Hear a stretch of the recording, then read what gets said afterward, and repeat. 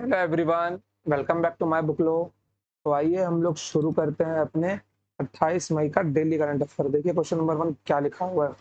Who has been appointed as the who has been appointed as the chief financial officer ReNew Power Limited. ReNew Power Limited के नए CFO किसे बनाया गया है? Renew Power Limited के नए CFO के रूप में किसे नियुक्त किया गया है? बताइए किसे नियुक्त किया गया है नए सीएफओ के रूप में? ये नियुक्त किया गया है केदार उपाध्याय को। किसे नियुक्त किया गया है? केदार उपाध्याय को नियुक्त किया गया है। चलिए आगे बढ़ते हैं। देखिए रिन्यू पावर लिमिटेड का हेडक्वार्टर कहाँ पर है आपका? गुरुग्राम में है। इसके एमडी एंड सीईओ कौन है? सुमंत सिन्हा है। ओके, कौन है? सुमंत सिन्हा है।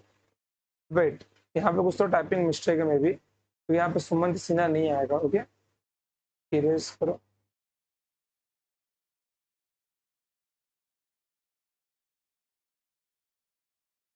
टाइपिंग मिस्टेक है, बट डोंट वरी।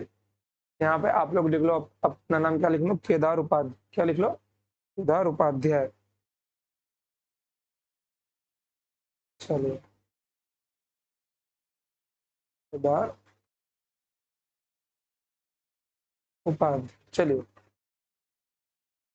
पीट पीट पीट पीट पीट पीट। हाँ हाँ, यहाँ पे एक मिस्टेक हो गया हमसे। सुमन सिन्हा सीईओ है, मैंने इसके ऊपर ध्यान नहीं दिया, मेरे को लगा सीएफओ लिखा हुआ। सीएफओ केदार उपाध्याय। ओके, चलो ये आपका राइट है। ओके, चलो केदार उपाध्याय कौन है आपके? केदार उपाध्याय आपके सीएफओ है। मुझे लगा वो सीएफओ का लिखा हुआ है। ओके, चलिए। Ministry of new and renewable energy. Okay, इस कैबिनेट के मंत्री कौन है?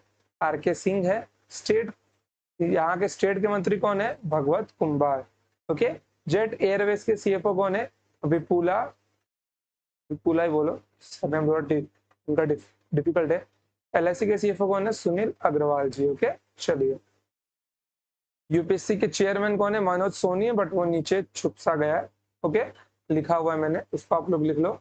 Which union minister has represented India as the Inter-Solar Europe 2022 exhibition for the solar industry? सौर युद्धक के लिए इंटर सोलार यूरोप 2022 प्रदर्शनी में किस केंद्रीय मंत्री ने भारत का प्रतिनिधित्व किया है? किस केंद्रीय मंत्री ने भारत का प्रतिनिधित्व किया? किसने किया है? भगवत कुंभा ने किया है। ओके, भगवत कुंभा। और भगवत कुंभा कौन थे? मैंने अभी आपको बताया भगवत कुंभा कौन थे। भगवत कुंभा आपके कौन है? राज्य के मंत्री है। है। अब किस राज्य के मंत्री, ये आपको बताना है। चलिए, कुछ तो सवाल छोड़ो अपने लिए। ये कैबिनेट मिनिस्टर। ओके, तीसरा क्या है? AIM prime play book for science based entrepreneurs has been launched by which of the following institution. विज्ञान आधारित उद्यमी के लिए एम प्राइम प्ले बुक निम्नलिखित में से किस संस्थान द्वारा शुरू की गई है? बताइए किस संस्थान द्वारा शुरू की गई है? ये आपको शुरू किया गया है नीति आयोग और अटल इनोवेशन मिशन के द्वारा। ओके, नीति आयोग और अटल इनोवेशन मिशन के तहत। तो इसका उत्तर क्या है आपका? ऑप्शन नंबर बी एंड सी दोनों में option number D is your correct answer. चलिए, ये देखिए एम। एम का फुल फॉर्म क्या है? अटल innovation mission bye NITI Aayog. NITI Aayog के चेयरमैन कौन होते? खुद प्रधानमंत्री होते हैं। इसके सीईओ कौन है? अमिताभ कांत जी है। इसके डिप्यूटी चेयरमैन कौन है? सुमन बेरिया, जो अभी नए नए बने हैं। ओके, आरबीआई इनोवेशन हब कहाँ बन रहा है आपका? बेंगलुरु में बन रहा है। RBI learning and development centre का मतलब आपका मैसूर में बन रहा है। और आरबीआई इंक मैन्युफैक्चरिंग यूनिट का आपकी मैसूर में है। चलिए, क्वेश्चन नंबर 4 देखिए क्या है आपका। Which of the following oil marketing companies OMCs have entered into a long-term purchase agreement? निम्नलिखित में से किस तेल विपणन कंपनी OMCs ने एक दीर्घकालिक खरीद समझौता किया है? बताइए किसने किया है? ये सबने एक साथ मिलकर किया। तो इसका आंसर है आपका option number D, BPCL, IOCL and HPCL। Okay, question number 5 देखिए। Which country has anonymously elected as the new chair of the Association of Asian Election Authorities for 2022 to 2024? 2022-24 के association of Asian election authorities के नए अध्यक्ष के रूप में किस देश को सर्वसम्मति से चुना गया है? बताइए किस देश को सर्वसम्मति से चुना गया है? ये चुना गया है इंडिया को। किसको किसको चुना गया? इंडिया को चुना गया। चलिए, ये देखिए इलेक्शन कमीशन, यहाँ पे किस आर्टिकल में आता है, आर्टिकल 324 से 329 तक। इसके अंदर एक चीफ और 2 मेंबर होते हैं।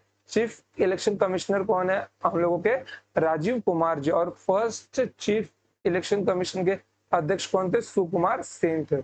ओके, वोटर्स डे कब मनाया जाता है, 25 जन को मनाया जाता है, और स्टार्ट कब हुआ था, 25 जन 2011 को स्टार्ट हुआ था। Okay, expense limit in election, expense limit in election is ₹95 lakh, but it is not true. खर्चे 95 लाख से ज्यादा ही होते हैं, ज्यादा क्या, बहुत ज्यादा होते हैं। ओके, अगर मैं आपको बताऊं देश के एजुकेशन पे जो खर्चा किया जाता है, ओके, वो कम होता है जो इलेक्शन में खर्चा होता है उससे। ओके, इलेक्शन में देश की एजुकेशन से भी ज्यादा खर्चा किया जाता है, समझ गए। चलिए, क्वेश्चन में छोटा देखिए, what is the name of official mascot for the 4th Khelo India youth games. 4th Khelo India youth games के आधिकारिक शुभंकर का नाम क्या है, बताइए। आधिकारिक शुभंकर का नाम क्या है, इनका नाम है धाकड़। क्या नाम है, धाकड़, धाकड़ नाम है इनका। चलिए, 4th खेलो इंडिया यूथ गेम्स का आयोजन कहाँ होगा, पंचकुला में होगा। मैस्कॉट, ओके, मैस्कॉट आएगा यहाँ पे, कौन है, धाकड़ है आपके, बाय अनुराग ठाकुर। अनुराग ठाकुर कौन है आपके, बताइए, बताइए कौन है, ये आपके यूथ मिनिस्टर भी है। ओके, खेलो इंडिया यूथ गेम फर्स्ट 2018 में किसने जीता था, न्यू दिल्ली ने जीता था। ओके, सेकंड किसने जीता था, पुणे ने जीता था, पुणे महाराष्ट्र में आता है। थर्ड कौन सा जीता, गुवाहाटी ने जीता था, और पांचवा आपका कौन जीता, भोपाल जीता। ओके, उड़ीसा के सीएम कौन है आपके, नवीन पटनायक जी है। चलिए, ASI has discovered a 5,000-year-old jewelry factory in which Indus Valley, right? Okay, archaeological survey of India ने किस सिंधु घाटी स्थल में 5,000 साल पुरानी ज्वेलरी फैक्ट्री की खोज की है, 5,000 साल पुरानी ज्वेलरी फैक्ट्री की खोज की है, कहाँ पे की है, किस सिंधु घाटी सभ्यता के स्थल पर की है, राखी गढ़ी में की है। देखिए, मतलब इससे क्या मालूम पड़ता है, हमारे देश में आज से 5,000 साल पहले क्या था, सोना बनाने का कारखाना हुआ करता था, जहां पे गोल्ड की ज्वेलरीज बनाई जाती थी। मतलब पहले के टाइम में भी लोग एडवांस थे, पहले के टाइम में भी लोग एडवांस थे। अगर आप पहले के टाइम के जो पहाड़ के ऊपर महल या किले वगैरह बनाए गए हैं, आप उनके आर्किटेक्चर को देख के बोलोगे ये तो आज के टाइम के सिविल इंजीनियर से भी बेस्ट, समझ गए, क्योंकि वो इतना अच्छा बनाया गया था, उस टाइम पे इतनी अच्छी टेक्निक्स थी। बट जो आज के समय लुप्त हो गई है, जो आज के समय लुप्त हो गई है, और वो लुप्त क्यों हो गई है, वो लुप्त हो गई है कलयुग की वजह से। किसकी वजह से, कलयुग। कलयुग का फुल फॉर्म क्या होता है, कली का युग, अर्थात कली। अगर थोड़ा स्टोरी में जाता हूँ, इसका मतलब क्या है, जब भगवान शंकर ने कालकूट का विष पिया था, तो उसमें से एक बूंद समुद्र में गिर गया था, एक बूंद समुद्र में गिर गया था, तो उसी से जन्म हुआ था कली का, और उसका एक युग आरंभ हुआ, कलयुग। ओके, अगर ये एक बूंद समुद्र में नहीं गिरता तो ये चौथा युग कभी आरंभ ही नहीं होता। अब इस चौथे युग में इसके जो 6 मित्र थे, तो इसके 6 मित्र है, मतलब जो इसके मित्र है लेकिन हर मनुष्य के शत्रु है, जिनको हम लोग बोलते हैं षड रिपु।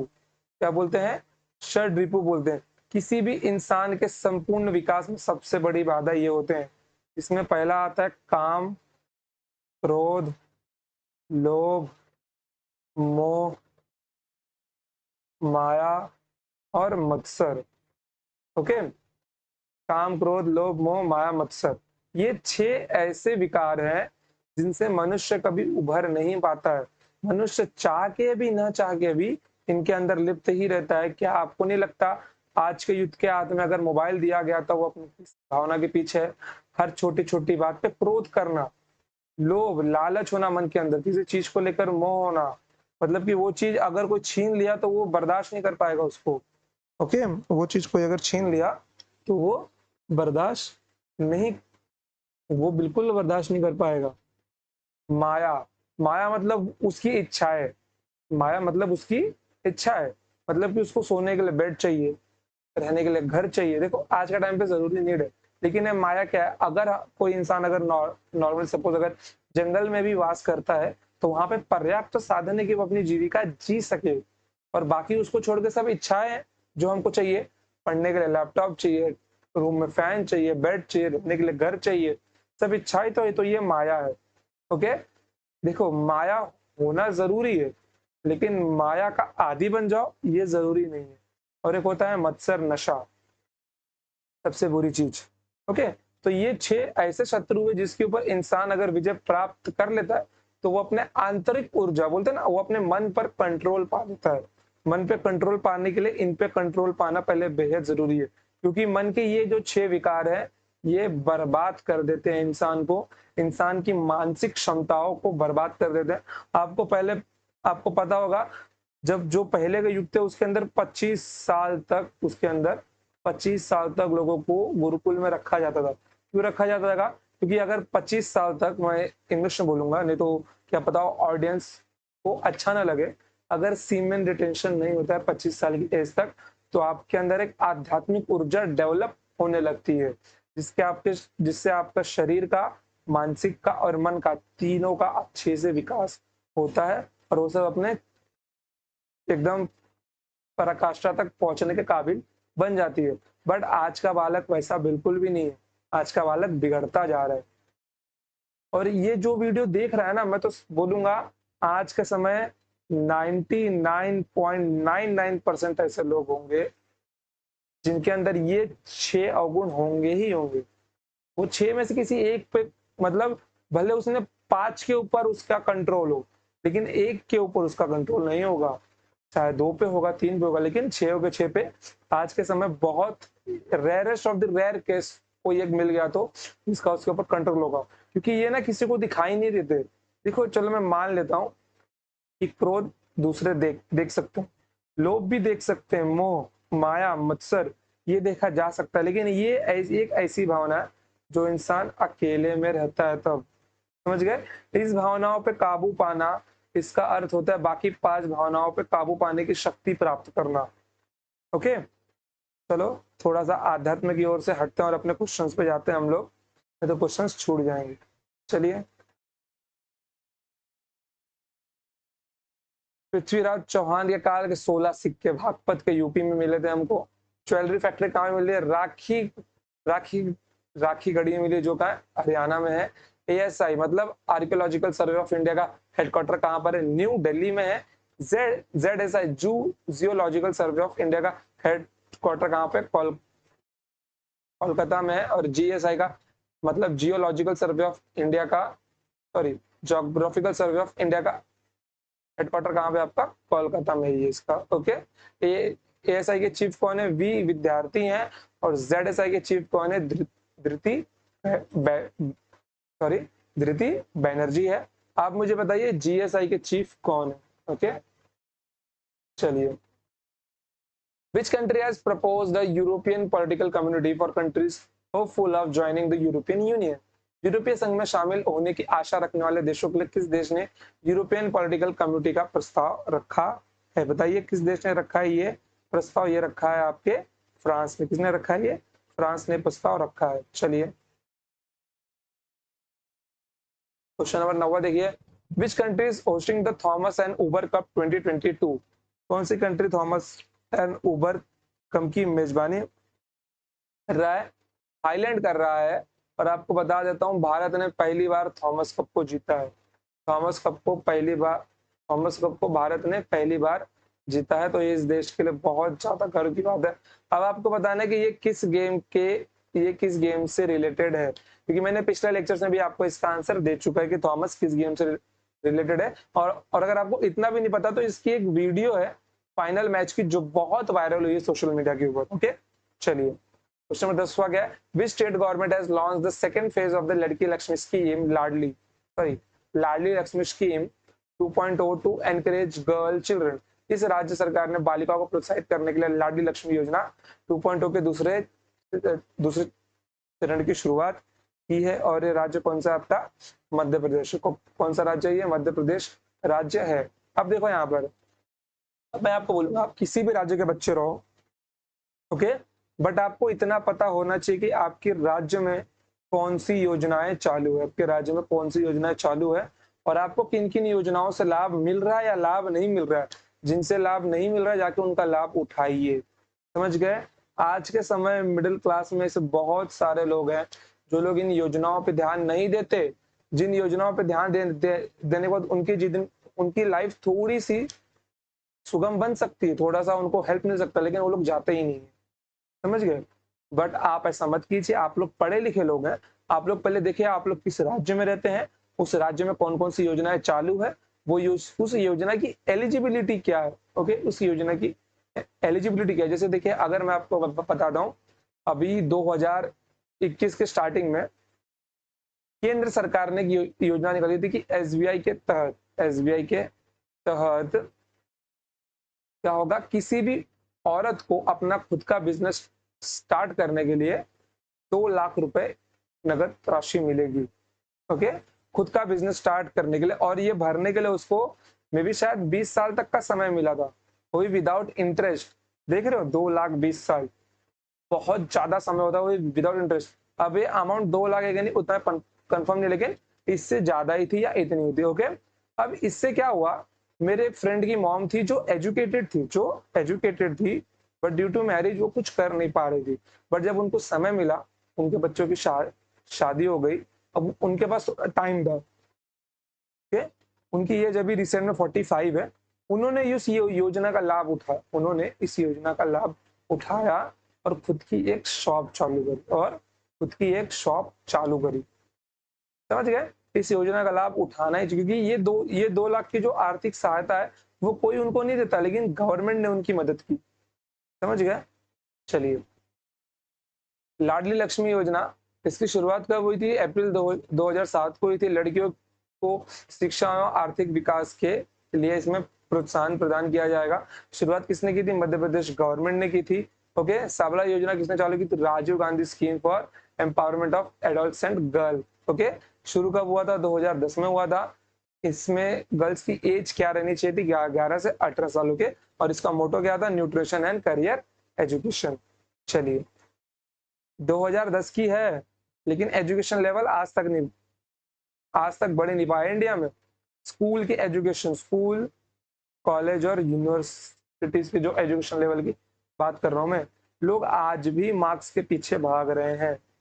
आज भी स्किल के पीछे भागो, स्किलफुल बनो, समझ गए। अगर गवर्नमेंट जॉब सपोज नहीं मिल रहा, but you have to become skillful लोगों की मार्केट में बहुत कमी है। स्किलफुल लोगों को मुंह मांगा पैसा मिलता है अगर उस स्किल में आप एक्सपीरियंस्ड, समझ गए।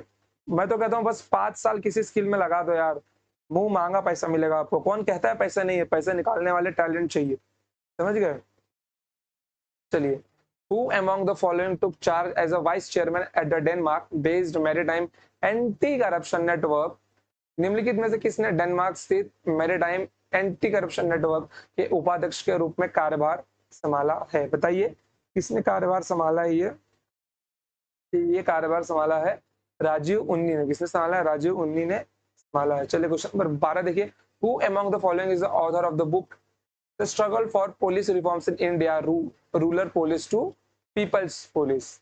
निम्नलिखित में से कौन struggle for police reforms in India, rulers police to people's police के पुस्तक के लेखक हैं, बताइए कौन है इसके लेखक। इसके लेखक है प्रकाश सिंह। कौन है, प्रकाश सिंह जी है। ओके, चलिए, अब देखिए यहाँ पर मैंने बहुत सारे बुक्स के नाम लिखे हुए हैं, उनके लेखक के भी नाम लिखे हुए हैं। ओके, और मैं आपको कहूंगा कम से कम एक वीक के अंदर ना आप लोग कोई भी ऑथर की एक बुक पढ़ो, आप लोग कोई भी ऑथर की एक बुक पढ़ो आप लोग, ताकि उससे क्या हो, आपका फायदा हो। अगर आपके ज्ञान बढ़ेगा, देखो ज्ञान बढ़ता है ना तो कीमत अपने आप बढ़ जाती है। आप अभी अगर कोई जॉब करने वाला पर्सन है, वो अभी जहां पर है, जिस पोजीशन पर है, वो उतना ही कमा पा रहा है जितना उसका नॉलेज है, समझ गए। वो उतना ही कमा पा रहा है जितना उसका नॉलेज है।